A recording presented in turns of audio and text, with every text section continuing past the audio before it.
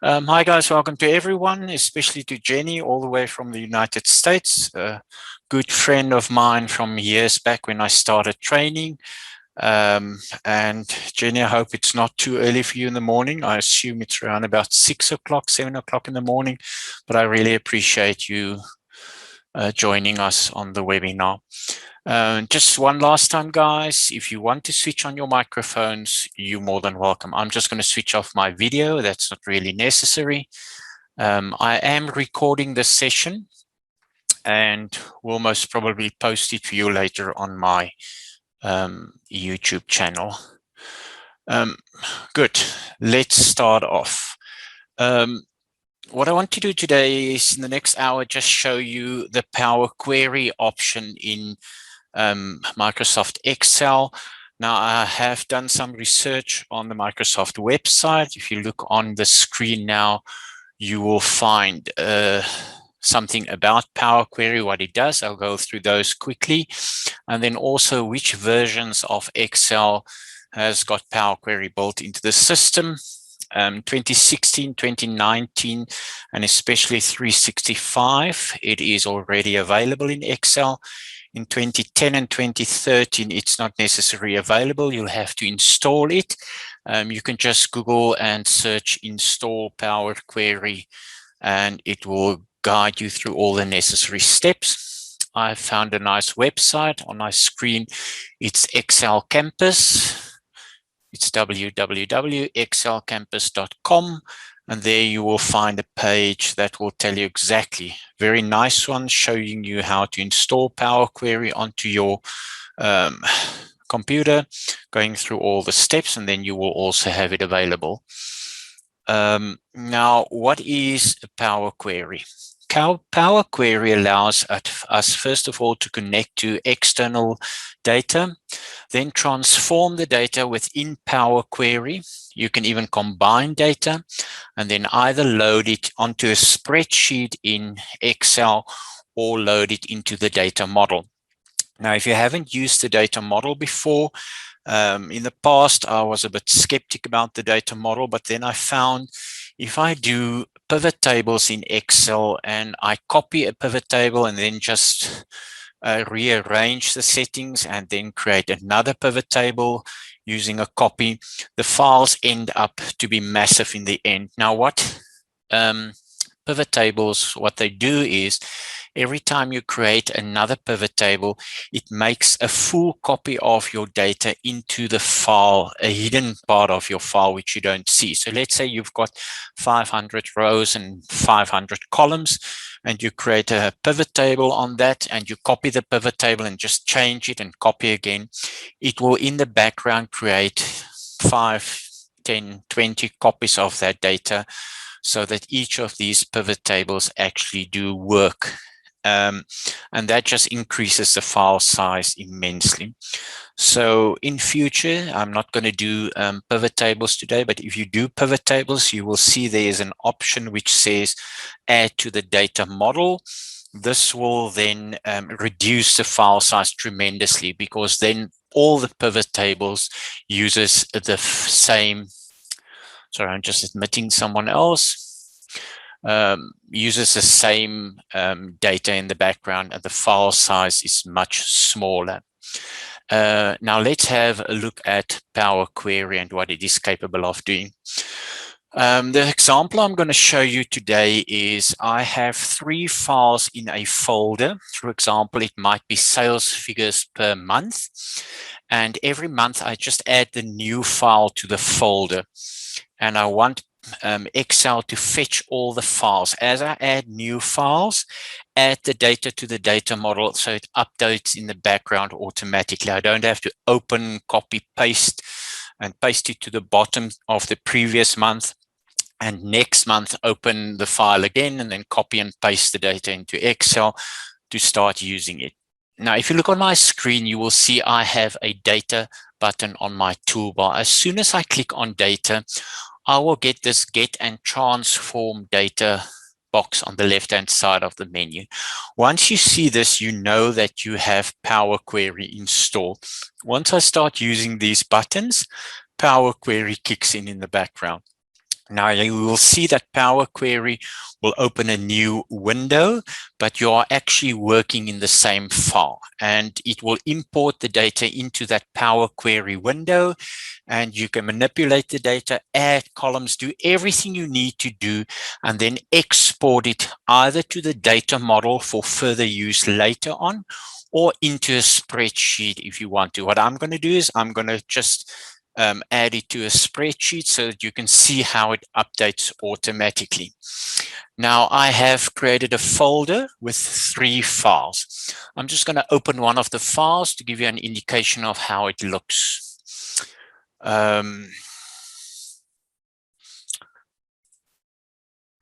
You will see I have a file here called April 2021 sales.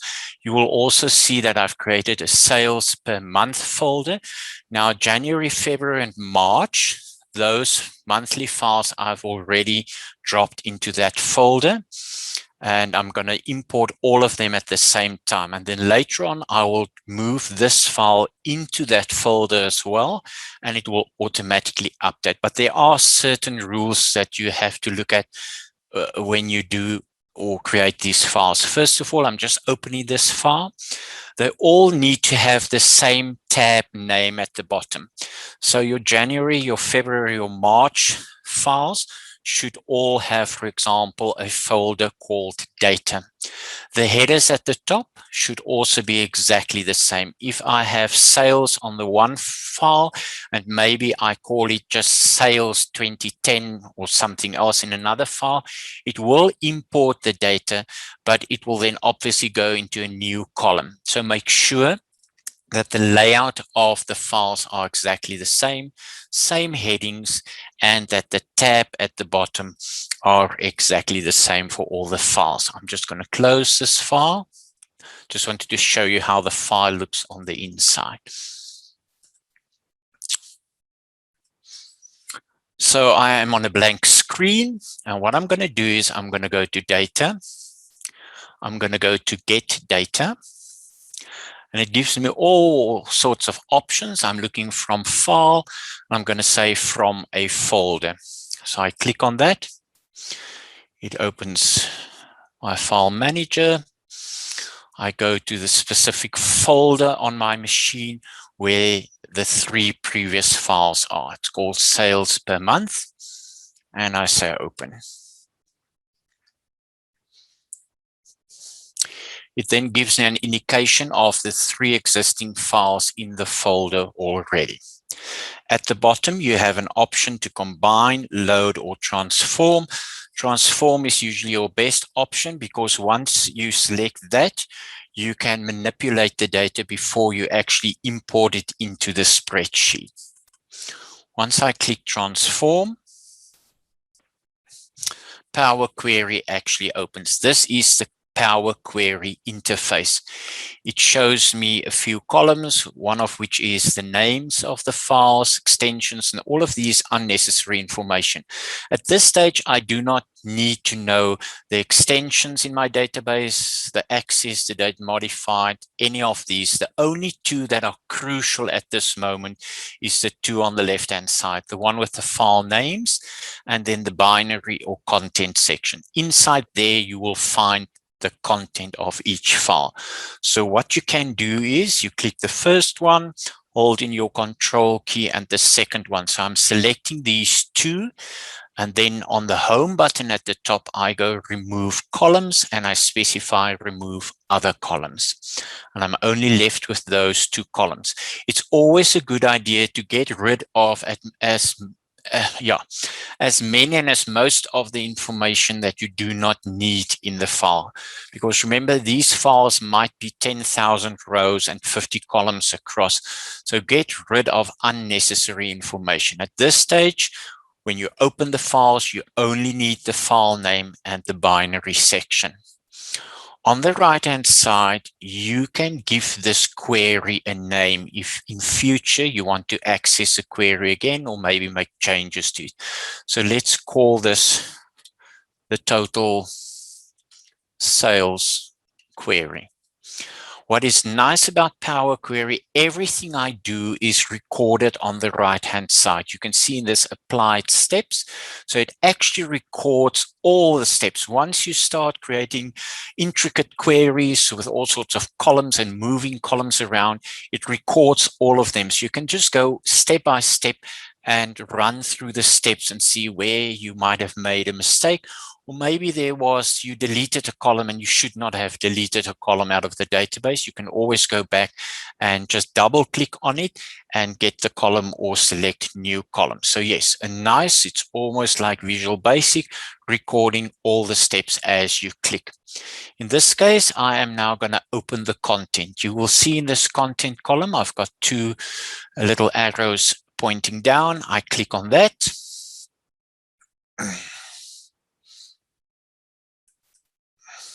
There we go, sorry.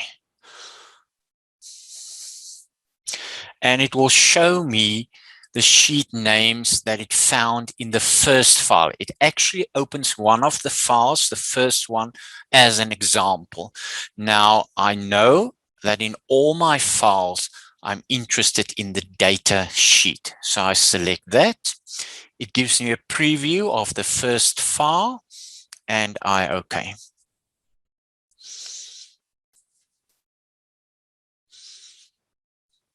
I'm just going to close this left-hand side. There you can see it has already imported all the months. There's February, there's January, there's March. So it opened all those files from all the data from all three of those files into one query. And you can see it's very easy. I didn't have to copy and paste. Everything is already in Power Query. I can now decide to move things around. I can, if I want to, sort this. Ascending, that is fine. I can even add a column, maybe the sales and the quantity. So what I do is, you will see at the top of Power Query, you've got a transform button and an add column. Now, most of the buttons available on transform is also available on add column. The difference is transform you use when you are going to use a specific column and do something with it on the spot, not adding a new column. And then on the add column side, you will get options, for example, a custom column. Now, I would like to add a custom column, which will be sales times quantity. So it's an add column option. I go custom column, and I give it a name. I'm going to call it total sales, for example. And very easy user interface. You don't have to know any code. You're going to say this should be the sales figure times the quantity. Straightforward. Okay. And there it adds a new column already. You can change the format of the column. You can say it must be a decimal. There are no zeros there. So yeah, there you can see at the bottom, you've got decimals. You can change it to a whole number, anything you want to. The same applies to any of the other columns. If you want to look at the date, let's have a look at the option there. Sometimes you import data, it's got the date and the time in that column. You can just say, I only want to see the date, and it will only get the date section. Yeah, that is straightforward. It shows you the region information, the date, the products, the sales, the quantity, the code, and there obviously the custom column. Now you can see on the right-hand side, there it actually recorded all my steps.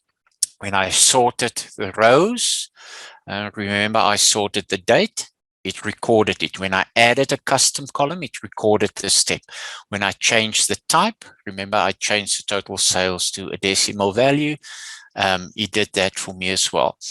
Now at this stage, I'm not going to go, you can really go and add a lot more columns. You can add a column. Let's say, for example, I would like to add a column where I only take the first 3 characters of the region. So what I'm going to do is I'm going to click on that column, because that's a column I'm going to use as my base. I'm going to add a column, and I'm going to extract something out of that column. And let's say first characters. and I say the first 3 characters. I click OK, and it creates the first characters. You can double click on that and just call it code, or let's call it region code. There you can see it extracted. Now, the first time around, it's maybe a lot of work creating all the columns, but you only have to do this once. Then afterwards, you just add the April, May, June files to that folders. You update your data. Power Query fetches the information, goes through all these steps, and put the result into Excel for you. Now, once I'm happy with all of that, you go to your home screen or button and you get the close and load. Now be careful of just selecting close and load. Close and load doesn't give you any options. It will just create or dump this information for you into your Excel spreadsheet. When you say close and load, you have more options. There you have the option now to do a table, which will dump it into this sheet, or you can only create a connection if you only want to fetch the data in the background. You're not going to use it. And here you also have an option to add it to the data model. Now at this stage, I'm going to keep it simple. I'm just going to add it to a table, existing worksheet. And let's say I want to add the information in that specific cell, and I OK. I'm going to close the right-hand side, the query pane, and there you've got all the information. So it brought all that combined information into this file. Now, if I click on the first cell there and I go Shift N down, you will see I've got about 99 rows of information. It brought all of that information in. Now, what I'm going to do now is I'm going to open one of these files. And let's say we can find let's say we can find this record and change that to a different number and then see how it updates the information. I'm just going to open the April file, or anyone, doesn't matter. Going to my folders, going into that folder, and let's just open the January file. Let's take that first entry. It was 26,000. Let's make it something that will definitely stand out. Let's make it 10, 1, 2, 3, 4, 5, 6, 10 million. I'm going to close that file and save it. I'm going to go back here. And all I need to do for Excel to run the whole Power Query, I go to my data button at the top, and there I have a refresh all button. So all those steps I've recorded automatically pulled into my sheet. And there you can see, within seconds, it updated the file. I still only have 99 plus minus rows, so the April data is not in here. Now, all I need to do is I'm going to go to my folders, and all I need to do next month is just want to find, there it is. You can see if I open that file, it's only got the 3 files, the current files. I'm going to just drop this one in there. Close, click here, go to data, refresh data, and immediately if I go Shift N down, you will see it already added. There's all the April. And because I've already sorted it in Power Query, you can see it's already sorted. It already gave me here for April all the new abbreviated regions names. It automatically has done the calculation for me. If now, for example, I want to add another column, all I need to do is I go to Data, I go to Queries and Connections. On the right-hand side, under the Other Query section, you will find your query. There it is, total sales. I double-click on it. And let's say, for example, I want a column that will show me the month out of the date. So I click on Date. I click Add a Column. And there I have all sorts of date options. And I say I only want to see the day only. Or let's say the year, month, let's say month, and name of the month. There it created that for me. I can say the date. I click on the date field again. I say add a column, go to the date option, and let's say the day. To see the day, let's just double check. Yes, if you look at this and you look at that, you can see only there's the next month, the dates, and maybe you want to extract something else again. What you can also now do, if it's a very large database, and maybe you at this stage, you do not need this column with the original date, by all means, you can click on it and delete it. You might say, but wait a minute, next time when I add a month, what's going to happen to that field? Remember, it's recorded on the side. It will add it originally. It will extract the name of the month, the day, the year. It goes through the steps on the right-hand side.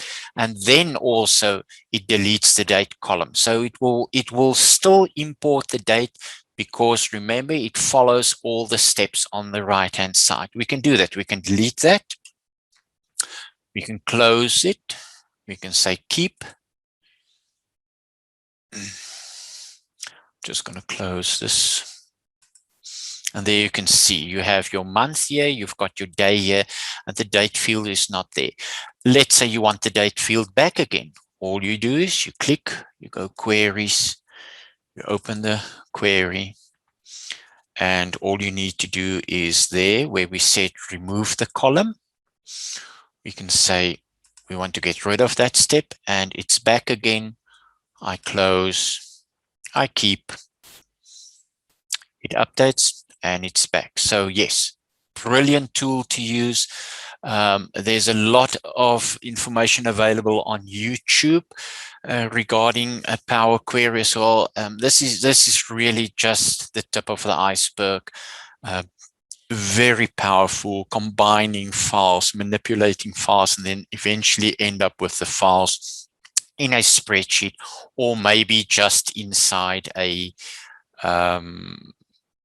the data model of Excel. Now, what I want to show you next, that was just an introduction to Power Query. Have a look at it, go and Google, go to YouTube, and find some information there. Then I also wanted to touch on some what we call array formulas. Now, array formulas, these are formulas where you type a formula in one specific cell, and then it spills into the cells below it. So instead of you having to copy the formula down, it just automatically creates it for you. And these are called the new array formulas. Before we have a look at the array formulas, one of the new formulas is called Xlookup. Now I'm going to open the sheet for Xlookup and I'll explain how it works. But first, just have a look at VLOOKUP. Now, Xlookup replaces VLOOKUP, and you will see once I've shown you Xlookup why it is such a better formula to use. Once again, this is not to teach you VLOOKUP. Maybe you know VLOOKUP already. Great. I'm not going to explain or go step by step through the VLOOKUP formula. I'll go as I go along. I'll explain. So what you do is you go VLOOKUP, and it's going to ask you what is the lookup value. So what's going to happen? I'm going to type one of these employee IDs in that cell, and it will fetch the name into this specific cell. So I'm going to say lookup whatever I type in there, comma. Then it's going to ask me the table array. Where is my data? You provide all the data. You can include the headers if you want to. You don't have to. Then I go comma, and now it's going to ask me for a column index number. What that means is I want the name to be returned in the cell. So the column where I will find the name in the database is the second column. So I type in, give me the second column out of the database, comma, and I usually 99% of the time use the word false. Why? Because false will give you an exact match. So let's quickly run through the formula. Look up for me whatever I type in A5. You will have to look in the full database. And once you find the full database, you will find name in the second column. I press enter. I get a not available. And the reason for that is because I haven't provided an employee code on this side. So let's say I go to, and let's double check. Yes, it's Shannon Lee. It returns Shannon Lee. If I go E011, it will then give me Paul Anderson. The bad thing about VLOOKUP is whatever you're going to use as reference, what I'm looking for must be the first column of the database. The employee ID cannot be in the middle and then say, okay, the employee ID is in this column, give me the name to the left of it. VLOOKUP is not capable to look up something to the left. It always looks from that first column. That is why in the VLOOKUP, I provided the second column. The first one is always the one where Excel will try and find your reference. And then from there on, it works according to the column numbers. Now that number 2 there is what we call hard-coded into the system. If I now should insert a column here, it will still work. Why? Because name is still the second column. If I insert a column here, you will see now everything changes. It's all wrong because the second column is now empty and it cannot find the information. I will have to edit that formula and say, listen, this is now in the third column, and get the correct result. So yes, nice tool to use, but very outdated. Now let's look at how Xlookup solves this problem. What I've done here is I've put the employee ID in the middle of the database just to prove the point that I can now look at something that is to the left of it. So I'm going to go equal Xlookup. It's going to once again ask me what to look up. I'm going to look up this value, comma. It is going to ask me the lookup array. So what I provide here is, let me just double check for you. Let me just find this for you.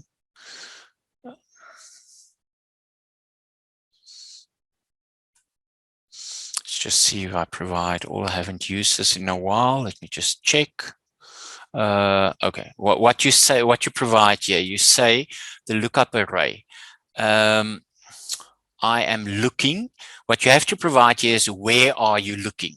So I'm going to say find A5 in here somewhere, comma. Once you find it, give me the results in this column.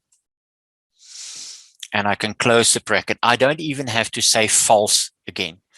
I'm going to click there. I'm going to say E001. And you can see now I've asking for something in the employee ID and it's actually finding something to the left of it. Just to recap, I'm going to say Xlookup this, then this section specifies where to look for it, and this specify which column the data is in that should be returned. You can see it also says if not found. You can now type in a formula. Remember with the VLOOKUP, it gave me an error when it couldn't find E001. Now I can say a message, value not found.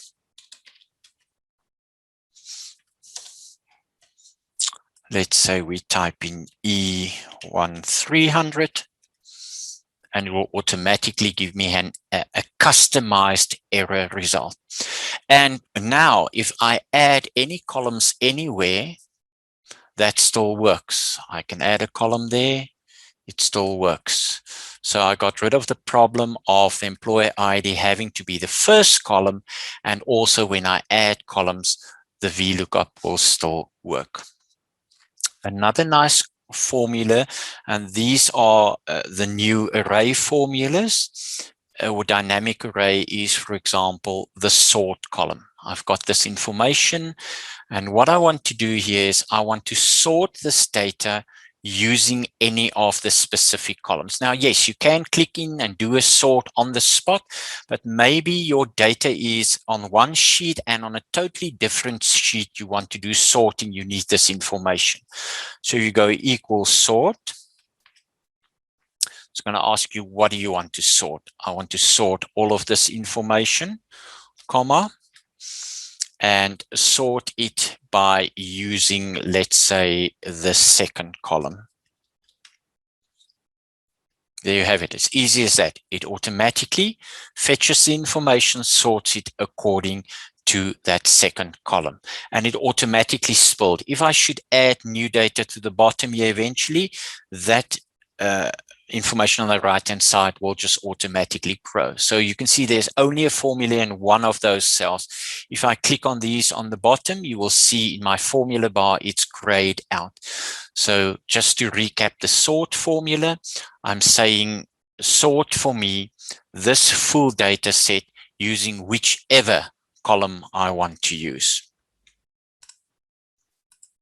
Great. Let's look at the filter formula. What I want to do now is I want to filter data using one of the dynamic array formulas. So I'm going equal filter. Yeah, just want to open up here for you and show what I've done before. Just unhide that. So to give you an idea, what I want to do is I want to take all of this information and I want to filter out only the east section. So what you do is you say filter, then you provide once again the full data set. You say which column are you going to use to filter and what the value should be. So let's do that on the side here. I'm just going to hide this. Let's do a new one. So I'm going to say there, let's say, type the region name. Yeah, just create a little box there and just make it yellow so we know it needs that. So I'm going to say equal filter. And once again, you can click in the data, switch on your filter buttons and filter the data inside the original list. But maybe for some other reason, the original list is on one screen or one sheet, and you want to filter that information on a total different screen. So I'm going to say filter out for me this data, comma, where this range equals whatever I type in there. Okay, it's giving me an error because I haven't provided something yet. Let's go east, and there it only filters out the east information. You will see east. If I go there and I say north, it will just filter out the north information on my spreadsheet. The unique formula, what I want to do here is I want to provide a list of information and ask Excel to extract out of that column the unique names. Unique. And all it needs to know is where's the column that I should use. So I'm going to say out of this column here, just show me the unique names. And once again, it spills over into the next cell, and out of there, it finds the unique names. Also, a very powerful tool if you've got a lot of information, maybe you've got 10 sort of regions and you're not sure. Even, for example, department, I want to see the unique department. So I go equal unique, and I say, give me the unique values that you find here. I enter, and it only finds the unique values there. Another nice one to use is your sort information. We've used the sort already, filter and unique. What you can now do, if you want to sort that information, you can combine the two. You can double click, or if you go to my formula bar, I can say, okay, sort for me the unique values. There we go, automatically sorted. If I click there, I can also say sort for me the unique department names, and you find them there. Something that I want to show you is, just as an extra, we've got a few minutes left, is I want to filter out this information. So out of here, filter out for me the East region, but I want to provide the user with a drop-down list of the unique region names.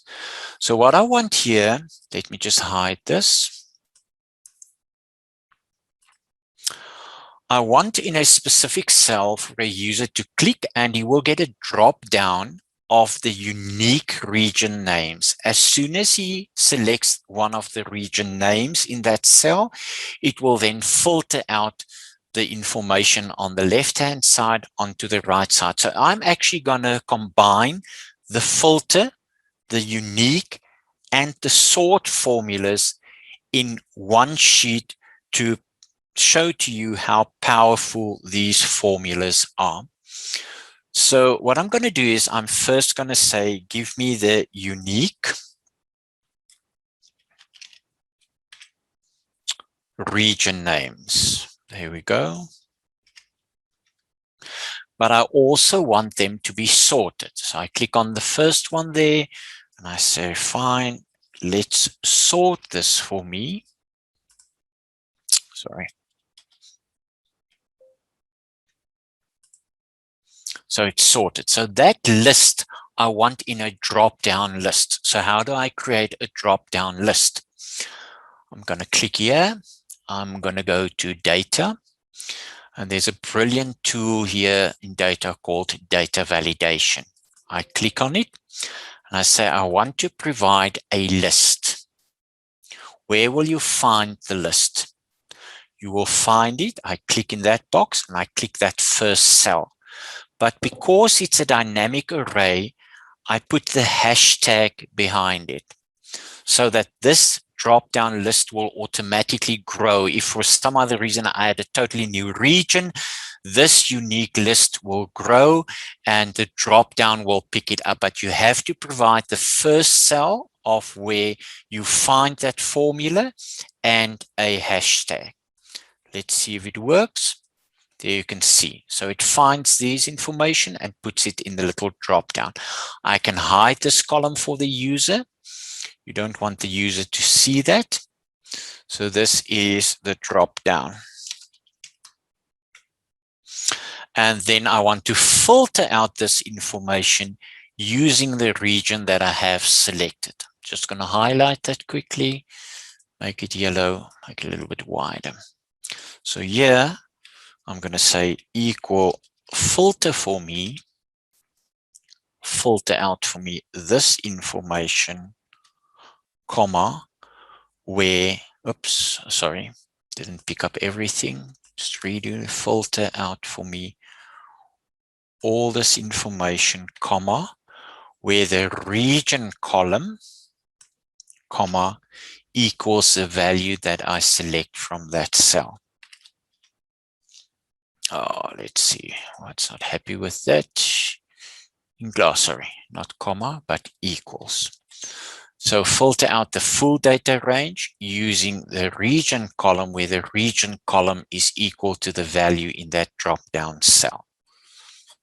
There we go.